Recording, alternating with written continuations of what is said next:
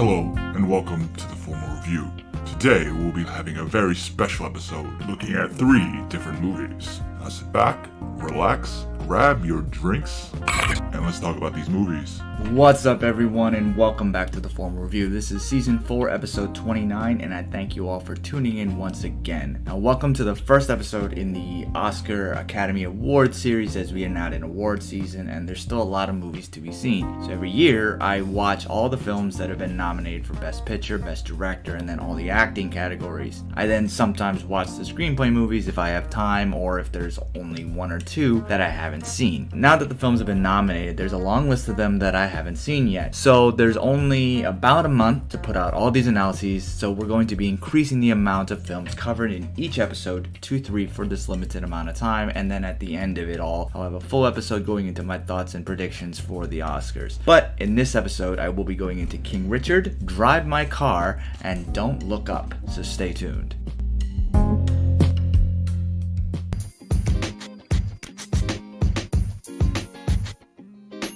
Have you ever thought about starting your own podcast? When I was trying to get this podcast off the ground, I had a lot of questions, like how do I record an episode? How do I get my show into all the apps that people like to listen on? How do I make money from my podcast? The answer to every single one of those questions is really simple. Anchor. Anchor is a one-stop shop for recording, hosting, and distributing my podcast. And best of all, it's absolutely 100% free and ridiculously easy to use. And now Anchor can match you with some great sponsors. That means you can get paid to podcast right away. In fact, that's exactly what I'm doing right now. So if you've always wanted to start a podcast and make money doing it, go to anchor.fm/start to join me and the diverse community of podcasters already using Anchor. Again, that's anchor.fm/start. And I can't wait to hear your podcast.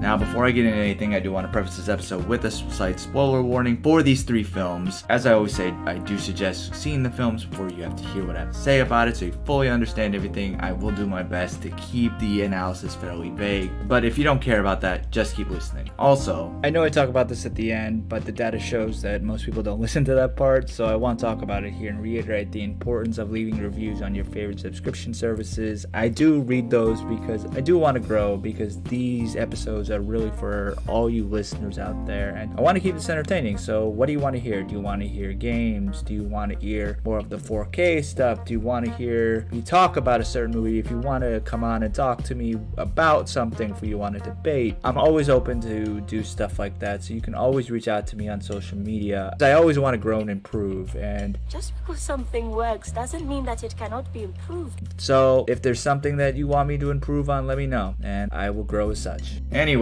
now back to the movies at hand. Now, if you want to skip ahead to the respective films, if you want to skip ahead to King Richard, please go to the approximate 3.5 minute mark. And if you want to hear Drive My Car, you can go to the 7.5 minute mark. And if you want to go to the analysis on Don't Look Up, skip ahead to the 13.5 minute mark. Anyway, let's sit back, relax, grab your drinks, and let's talk about these movies.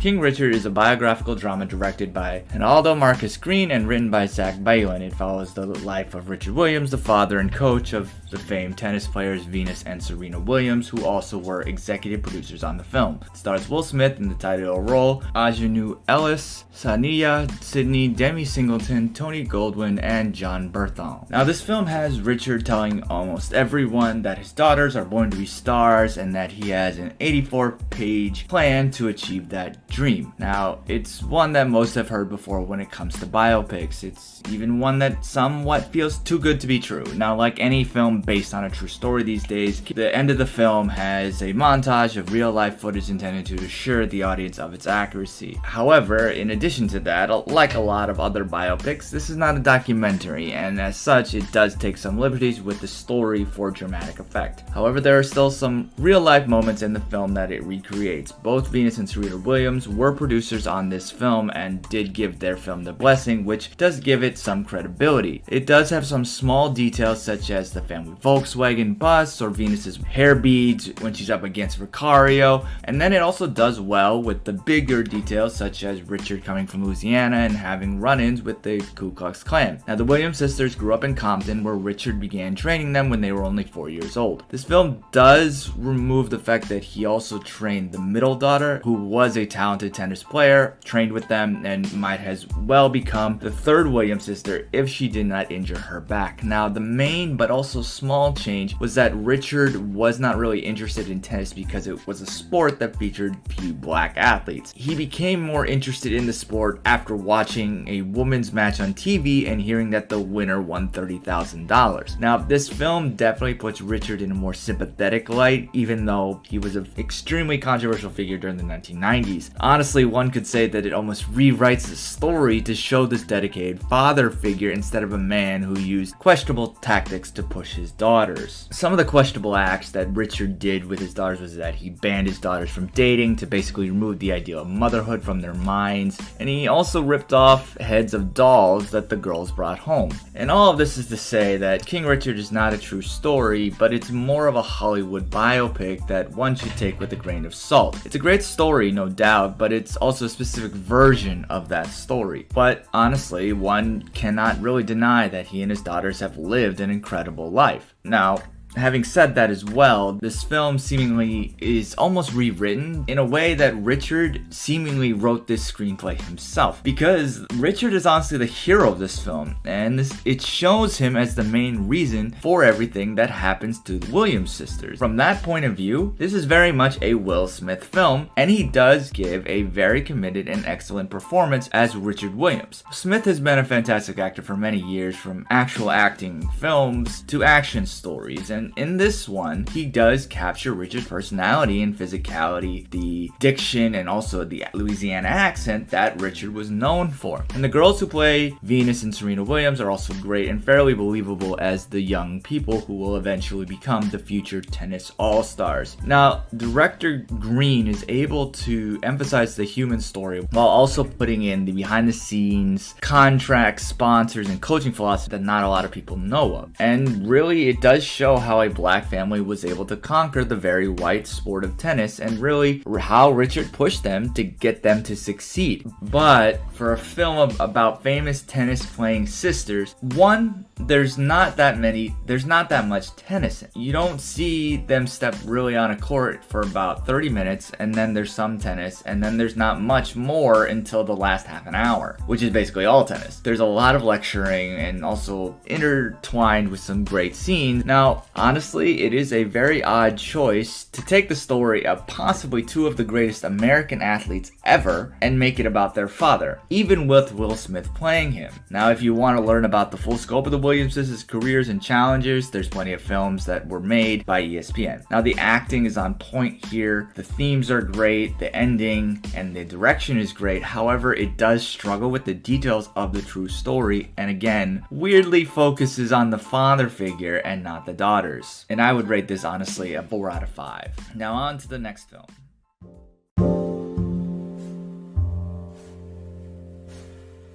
Doraibu My Ka, or in English, Drive My Car, is a drama film co-written and directed by Aisuke Hamaguchi. It is based on the Haruki Murakami short story of the same name from his 2014 short story collection, Men Without Women, while also taking inspiration from other stories in it. Now, the script here opens in Tokyo with an actor and theater director, Yasuki, played by Nishijima, being married to a screenwriter, Oto, and their relationship is very complex, to say the least. Oto gets her inspiration for her stories during intercourse, and Yasuke helps her remember what she said the following day. Now, on top of that, she is cheating on him, and he lets it happen because they lost a daughter some years earlier, and they seemingly need each other. Now, there's analysis into this type of behavior that I won't go into here. However, after returning home late one night, he finds her dead from a cerebral hemorrhage on the floor. Now, fast forward 2 years, and Yusuke is still wrestling with grief and questions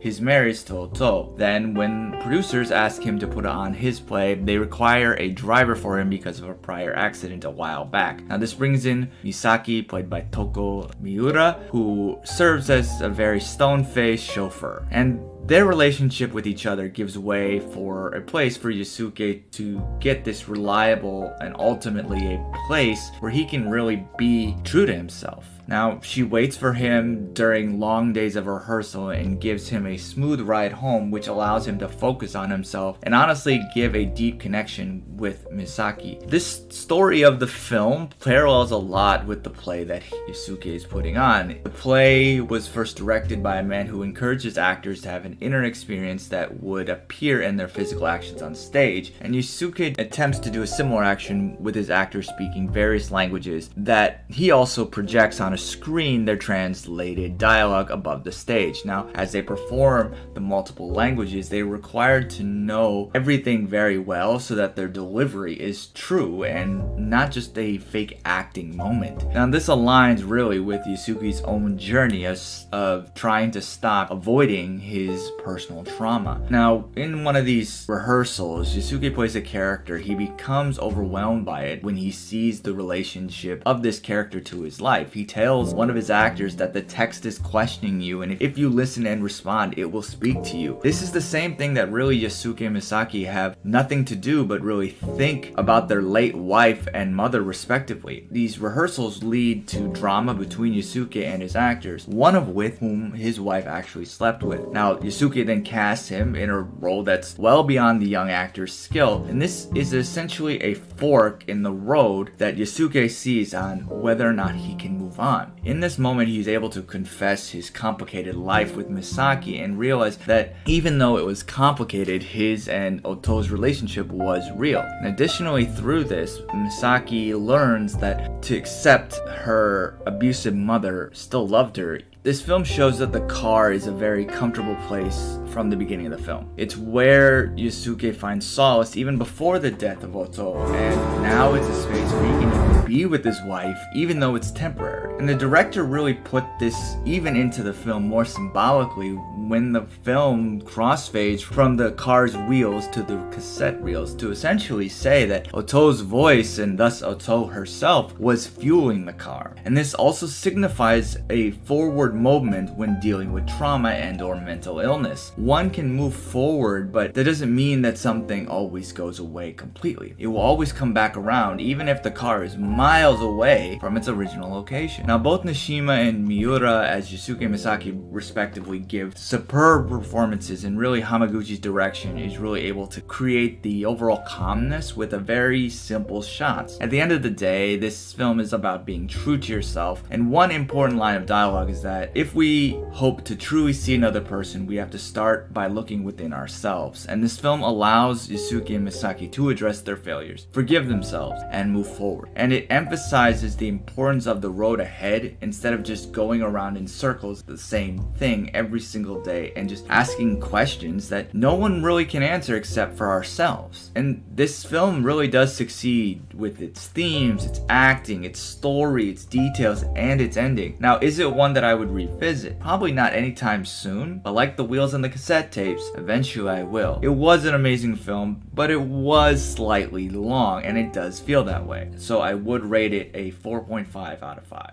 And let's get on to the final film in this episode. Don't Look Up is an apocalyptic black comedy film written, produced, and directed by Adam McKay. It stars an ensemble cast consisting of Leonardo DiCaprio, Jennifer Lawrence, Rob Morgan, Jonah Hill, Mark Rylance, Tyler Perry, Timothée Chalamet, Ron Perlman, Ariana Grande, Scott Mescudi, Cate Blanchett, and Meryl Streep. And it tells the story of two astronomers attempting to warn humanity about an approaching comet that will destroy human life as we know it on planet Earth. This film really is a very obvious allegory for climate change and also other types of scientific research, and really is a satire of government, political, and media indifference to those things. And a lot of how somebody's going to view this film really comes down to what you think of the film's politics, as it was made with the very explicit aim of encouraging viewers to take climate change seriously, as many people in the social media and internet have already noted. Now, the biggest problem with this film is that it doesn't work perfectly as an allegory, because when you compare a very long-term threat of climate change versus a very immediate threat of a comet, one is a lot more serious. And from here on, I'm honestly going to tell how this film ends, and I'm going to go into heavy spoilers. I will say go see it. It is entertaining for a little bit, but you have to kind of think about it a little bit more. Anyway, this is your spoiler warning. So this film is very obviously satire, but speaking as someone who got their education in public health and scientific research, it is also a fairly accurate film about society's terrifying non-response to scientific research that honestly I've ever seen. Now, most people are going to take this film and see its relatability to the climate issue that the earth is going through right now, but it is also relatable to the pandemic that we are going through right now. Now, in the film, the scientists are essentially alone with this knowledge and they're being ignored and really gaslighted by society. Now, in the film, the two astronomers are given one 20-minute audience with the president, who is glad to hear that the impact isn't technically 100% certain, and because it doesn't really affect her election so much, she's not going to look on it too much and she's just going to assess everything. So the scientists then go on a national morning show, but the TV hosts make light of their warning and really then just focus on this celebrity breakup story. Then it is confirmed by scientists all around the world, and then the political wind shifts, which then changes the president to initiate a mission to divert the comet, but then she changes her mind at the last moment because a $1 billion donor wants to try to guide it to have a safe landing to claim its precious metals.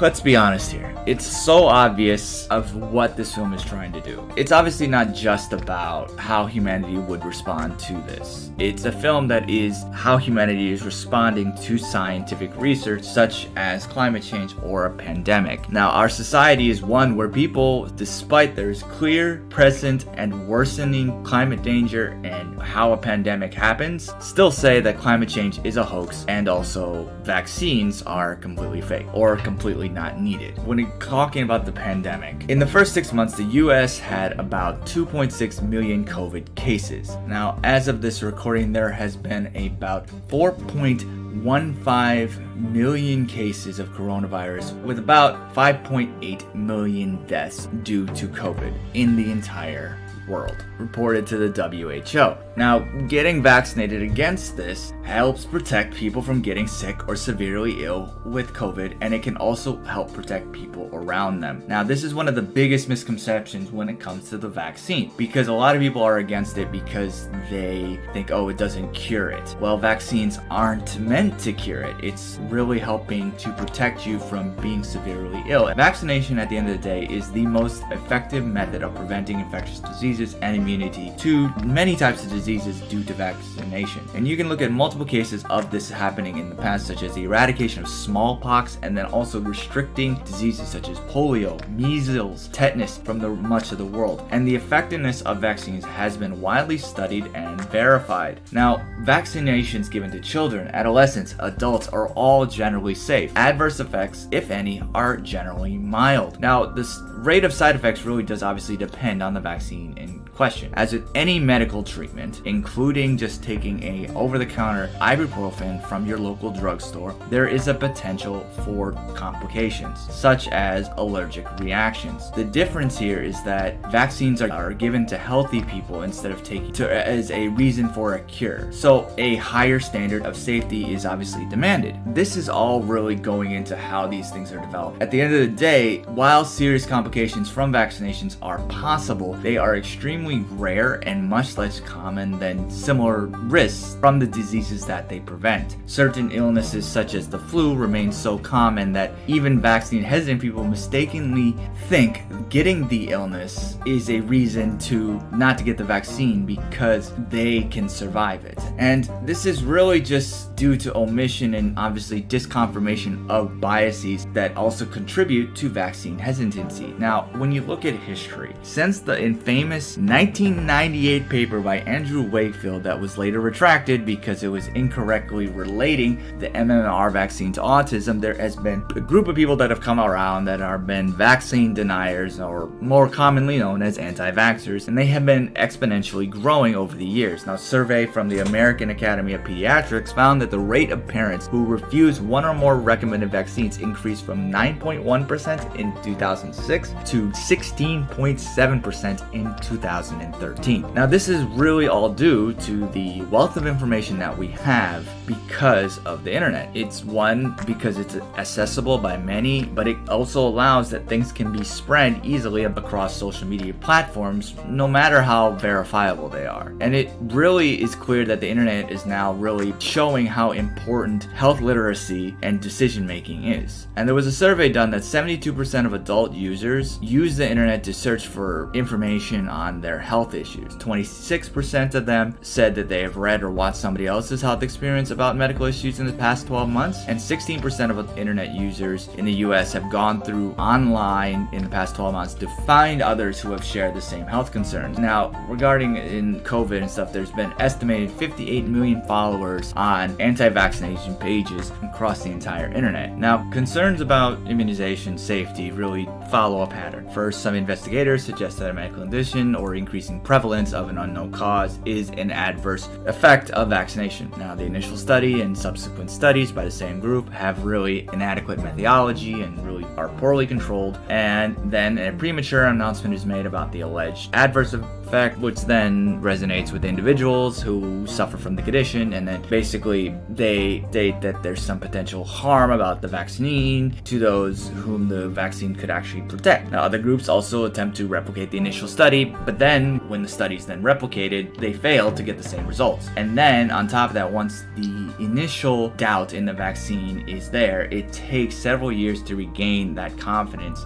to get people to take the vaccine. And this comes from just another claim as well, that science isn't science claim. And this really comes from a misunderstanding of what science is and scientific research. Science and research, and how that dives into vaccines, is that they're not supposed to be 100% accurate. Research and science are things that are really never ending, and no result is ever perfect. As a reminder, if you didn't learn this in elementary school or when you were a child, this really comes from the scientific method. Now, I'm going to go over this because I think some people forget about the basic steps in this. The first is observe a natural phenomenon and then get a question about it. Step 2, make a hypothesis or give a potential solution to the thing that you're questioning. Then you test it. If what you find is true, then you find more evidence on it, or maybe some counter evidence. If the hypothesis is false, you have to create a new hypothesis and then try again. And then you draw conclusions, and then you repeat the study to see if it replicates it. Now, this is really how we have to understand our world. The conclusions drawn from that, no matter what they are, will allow you to get a conclusion and then look for other answers if you need to. This is kind of an example. Let's put it this way. An observation. My toaster doesn't work. So, question. Is there something wrong with my electrical outlet? Hypothesis. If there's something wrong with the outlet, my coffee maker also won't work when plugged into it. Experiment. I plug the coffee maker into the outlet. Result. My coffee maker works. Conclusion. So the outlet works, but my toaster won't toast my bread. Now, to refine the hypothesis. So my toaster is broken. Now, we could maybe then try to see plugging it into another outlet. See if the toaster actually is broken.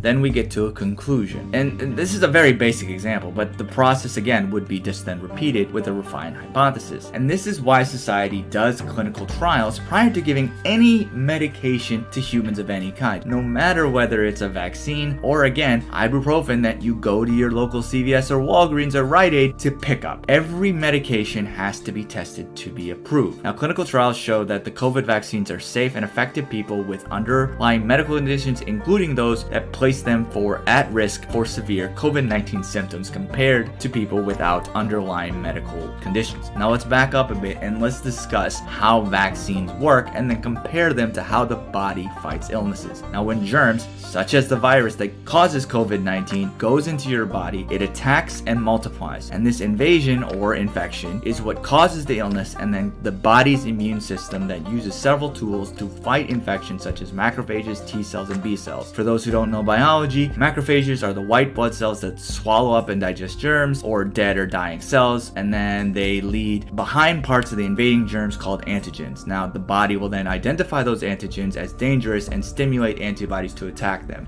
Now, B cells are the defensive white blood cells. They produce antibodies that attack the pieces of the virus left behind by the macrophages, and then T cells attack the cells in the body that have already been infected. Now, when somebody is initially infected without any vaccination, it can take several days or weeks for their body to make and react to all these and use these germ fighting tools to get over the infection. Now, after the infection, the person's immune system remembers what it has learned about how to protect the body against that disease. Now, where a lot of anti-vaxxers say is that natural immunity works for them. While this is true for a specific person, that does not mean it will work for someone else. If vaccinated already, the memory happens instantly after a prime infection. If you're not vaccinated, then it will happen naturally. The point is that if you do not mind the extra time, somebody else might. And that several days or weeks may be too long for them. This is why people should be vaccinated, because it is better for society as a whole. Vaccination doesn't prevent transmission. It helps with the severity of the disease. Now, if you're okay with putting your body at risk, that is ultimately fine. The problem is when you're putting others at risk as well. If you look just from a timeline perspective,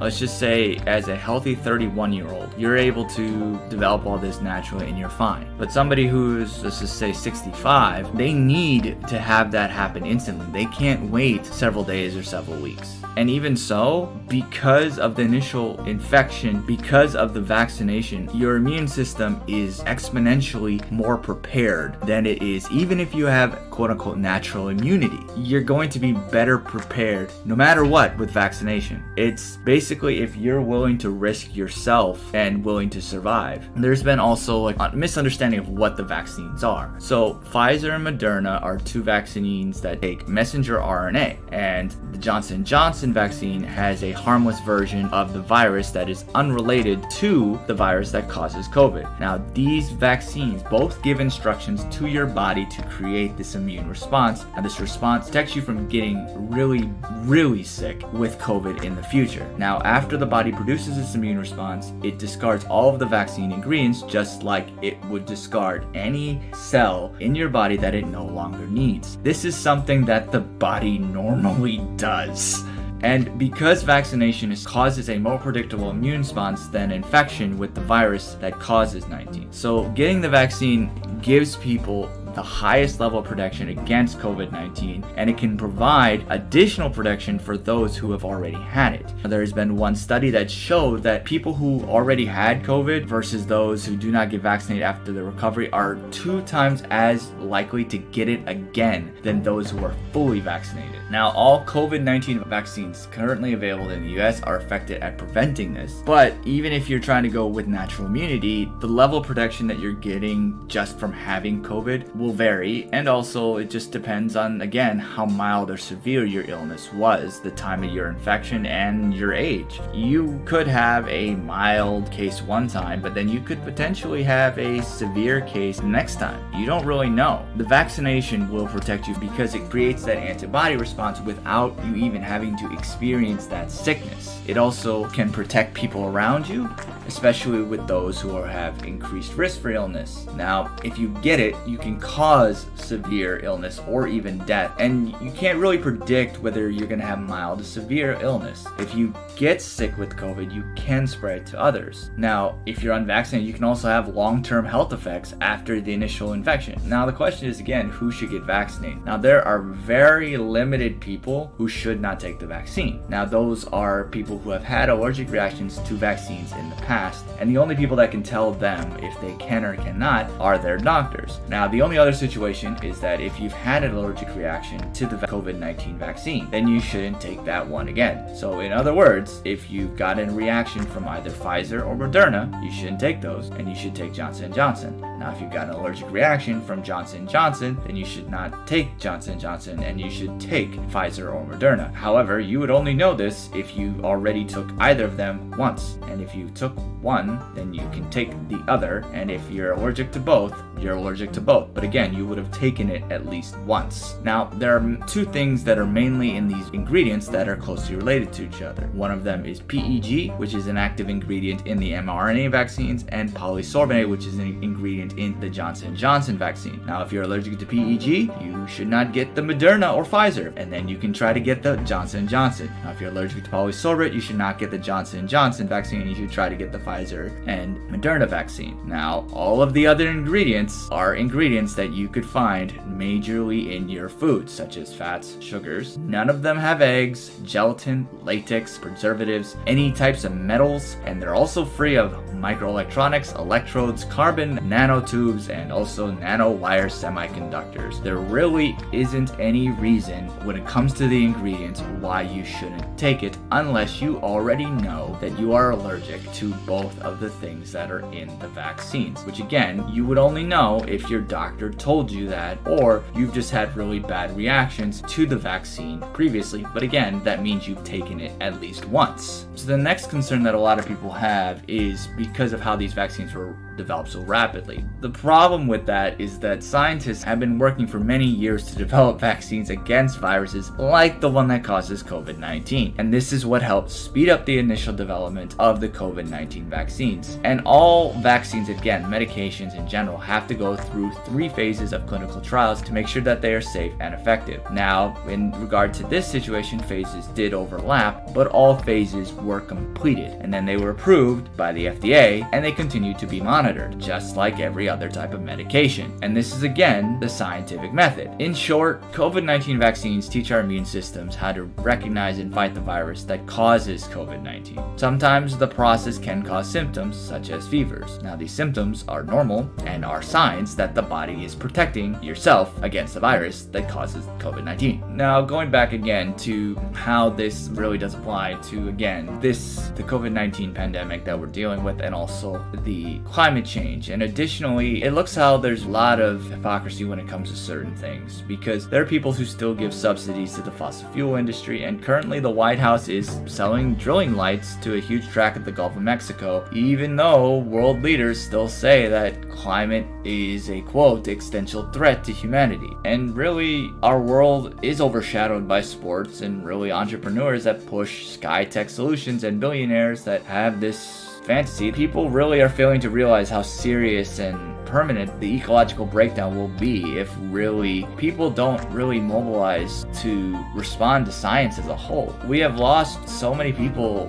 in this pandemic, and then also the earth is breaking down really fast, and data shows that even in certain areas of the United States aren't going to see as many white Christmases anymore because of climate constraints. The reason why it's so over the top is because we've reached that point in society. It conveys this really cold truth that a lot of scientists and researchers deal with today. We live in this honest denial state that may not be as out there as this film is really showing, but it is how some are feeling. Stories like this really show the absurdities that arise from knowing what's coming, but then also failing to act on it. However, this film really only shows how people irrationally respond, and honestly, when it comes to serious issues like this, there should be more films that show humanity responding rationally. This film had some of the highest amount of views in the short amount of time it was on Netflix, and that could have been views that could have shown rationality instead of irrationality. Maybe you have a story that deals with the same thing, but do not show the society's tragic side and show the hopeful side if we act correctly. At the end of the day though, the film works with its acting, its story, and its direction, but really kind of struggles with its themes and some of its details. So 3.5 out of 5. Tropes, let me know. Hit me up on social media. The Formal Review is on Facebook, Twitter, and the Gram, and also YouTube. The handle's all the same. It's at The Formal Review. And for anyone who has supported me on a financial basis, I thank you very much for supporting me in that way. For anyone who wants to support, you can go to anchor.fm/The Formal Review. Click support this podcast, and any donation is appreciated. Thank you all again for tuning in. And until next time, wash your hands. If you're able to, get vaccinated. And I'll see you at the movies. Thanks for tuning in to another episode of the Formal Review. Cheers, and we'll see you next time. Characters